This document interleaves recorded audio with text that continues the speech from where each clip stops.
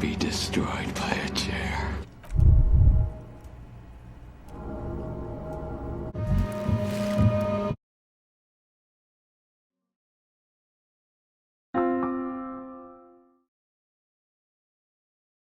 One of the most noticeable and unique elements of Disco Elysium is the way the main character, an amnesiac cop who wants to turn his life around, perceives the world.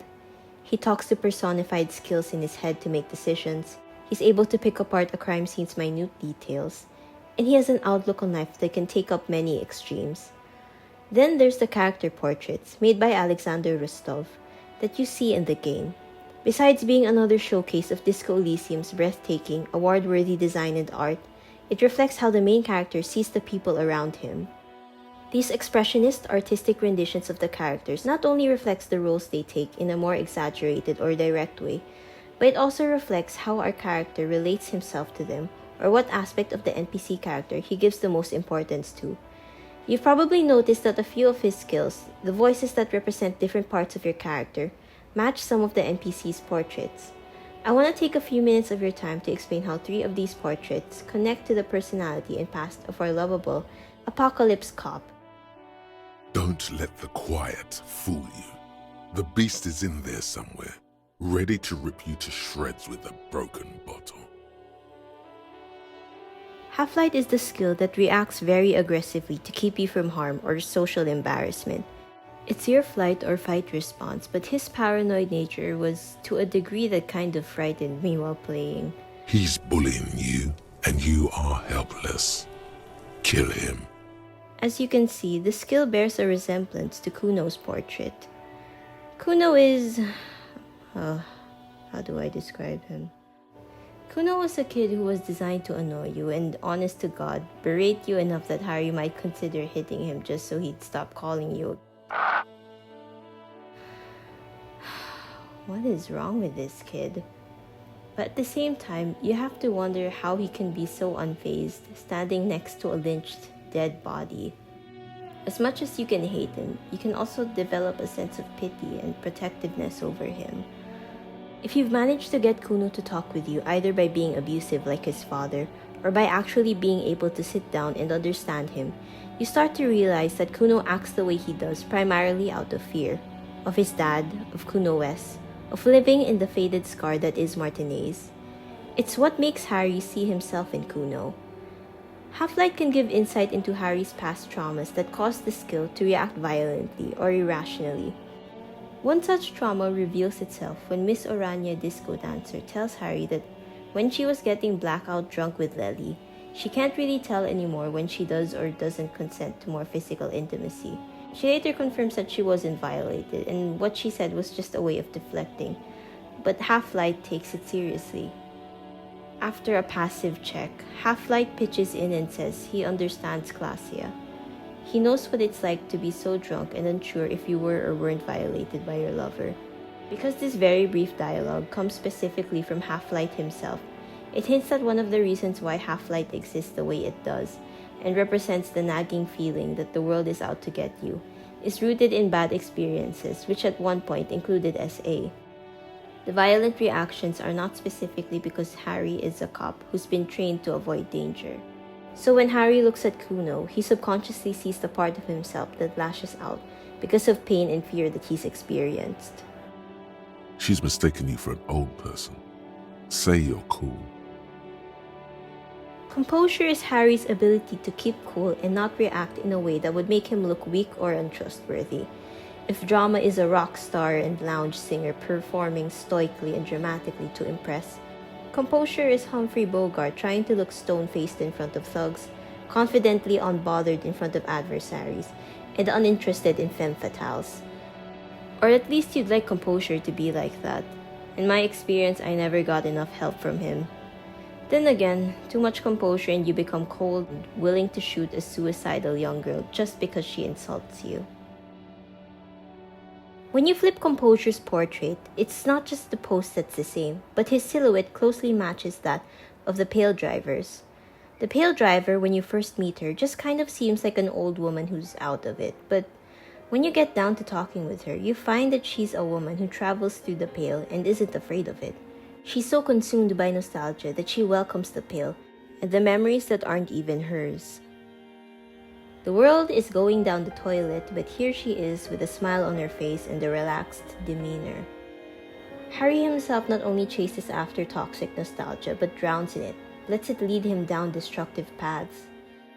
What has not been proven is total memory loss after drinking too much Commodore Red. Honestly, I think he's just lying to us. But Detective Vigmer, he has blanked out before. Interesting. So at first he dipped his toes into it, prepared. With all of that emotional baggage out of the way, he could be free from feeling all that pain. He could be the person at the corner of the screen that smiles through a week-long traffic jam and travels nonchalantly through the cosmic horror that is the Pale. It's also mentioned that when Harry was young, he wanted to be an anthroponaut, basically someone who travels through the Pale and has the will and discipline to not lose their mind. I think when Harry met the Paledriver, it awakened a feeling of envy for her and her relaxed nature in the face of this unknowable, horrifying destruction. But I think Harry is a little afraid of her and her connection to the Pale too. Maybe since he sees himself in her and knows he might one day end up losing all feeling, detached from the world and its destruction like she is. There's a moment where Shivers whispers to you, scared, even describing her knowledge of the Pale and its effects as a terrifying adversary. Endurance, on the other hand, wants her quote-unquote ability to go back to the time when he was happy, back to when Harry felt more put together. There, dead man. You were someone's child. It's all over now. Empathy is Harry's ability to understand the feelings and motivations of the people around him. It helps you to read people and get to their core as a person. Empathy's closed eyes and pose matches with Dolores' portrait.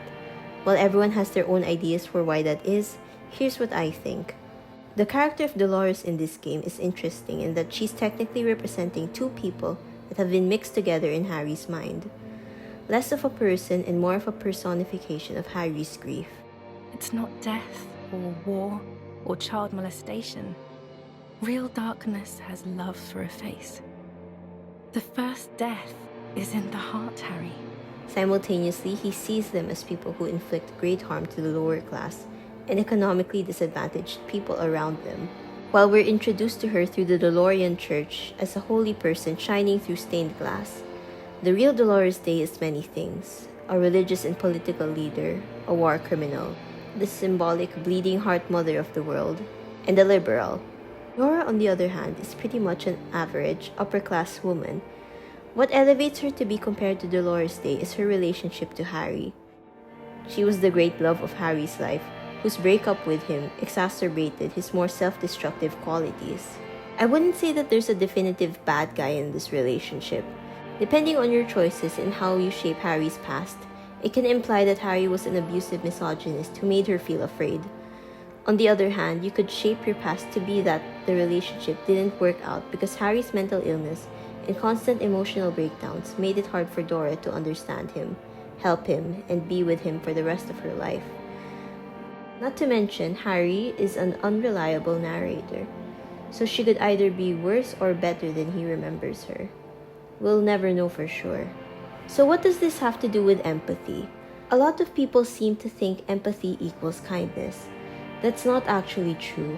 A lot of low empathy neurodivergent people are kind, and it's more accurate to say that empathy makes you understand another person's point of view. It helps you know more than a surface level reading by being able to put yourself in someone else's shoes. It's not an indicator that someone is good or bad, it's a way of connecting with others. The dark side of empathy is that when you understand why someone acts the way they do, you have the ability to emotionally manipulate them. Struggling with empathy doesn't necessarily mean you don't make an effort to be kind, it just means there's more barriers when it comes to seeing things from someone else's perspective and understanding their motives. But despite the skill description being more neutral on empathy, I don't think Harry views empathy this way. In Harry's mind, Dora, his ex-partner who he built a life with, is the opposite of himself. Harry is flawed and can be selfish. He experiences self-loathing and is generally seen as a broken bum by his ableist workplace ex-partner, John. Agreed, Harry. Just don't expect us to get you a disability pension. Cops who actually gave a shit are waiting in line. You're not gonna hog their seat. In some endings, Harry can even be left to die by his co-workers. While we can all agree that Harry has done terrible things in the past, and the whole game is built on becoming a better person, the game also reveals the everyday atrocity in which people wrongly treat poorer people, disabled people, and addicts, and how we're often viewed as worthless unless we can give something in exchange for respect, like being a cop that can solve a lot of cases, or acting as inspiration porn, and God forbid being a low-functioning disabled. So Harry thinks he is insignificant, and he thinks Dora is everything. Dora is perfect. He believes Dora is terrible because she was the only good he had, and now she's living happily in Mirova without him. Every combination of words has been played out. The atoms don't form us anymore. Us, our love, our unborn daughters. It's all gone. So he shaped who he was in the outline of her absence. He believes he's unworthy of her, though he also wants to force himself back into her life. While the idea of empathy is more nuanced than empathetic equals good, I think Harry sees her in the way empathy has been simplified into compassion and only knows her through the symbol of Dolores Day, the Holy Queen Regnant and the perfect young mother of humanity. It also shows how little he understands or remembers Dora. He no longer connects to her as a person. To him, Dora represents empathy, human compassion, and all the goodness in the world that now shuts him out. All she can be to him now that love has left the relationship is a person that distantly pities him and reflects how disposable someone like him can be in Elysium. We could take him to Remedy or Saint-Baptiste, but he doesn't have money for medical services. The almshouse would turn him down. They don't do charity for people who are trying to kill themselves. Besides, he'll be dead in a few. He doesn't understand her anymore. He's twisted their familiarity in dreams. He just knows he hurts because of her. It can also be that empathy resembles Dora because she is the motivation for so much of his actions, an important part to who he was. To understand and empathize with Harry Dubois, to know why Harry has no memories and acts so self-destructively, you have to know who Dora is and what she meant to him. Don't forget to like and subscribe if you want to see more of this video essay stuff. This is a much shorter video than what I usually make, but I've been wanting to get these thoughts out for a while.